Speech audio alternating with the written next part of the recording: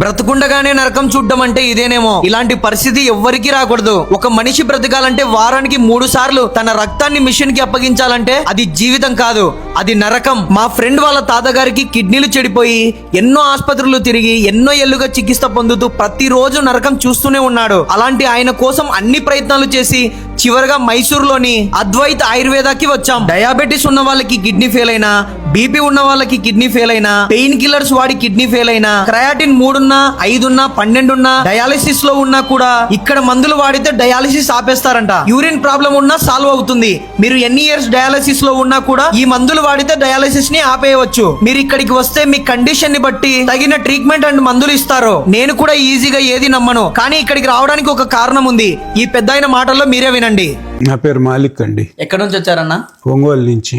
ఏ సమస్యతో బాధపడి వచ్చారు ఇక్కడికి? కిడ్నీ ప్రాబ్లం ఉండింది. అంటే డయాలసిస్ చేయించే వాళ్ళ స్టార్టింగ్ లో 2014లో కిడ్నీ ప్రాబ్లం వచ్చిందండి.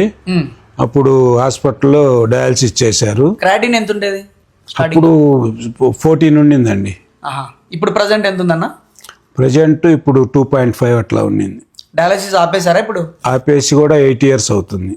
ఎన్ని రోజులు మందులు వాడిన తర్వాత ఆపేశారు? 9 months మెడిసిన్ వాడాను.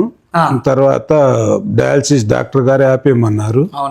అద్వైత ఆయుర్వేద మెడిసిన్ వాడుతా ఉన్నాను. అప్పటి నుంచి కూడా ఇప్పటికి పర్లేదన్న, ఇప్పుడు అంతా బాగుంది. 8 years నుంచి దేవుడి దయవల్ల ఇబ్బంది ఏం లేదు, బాగుంది.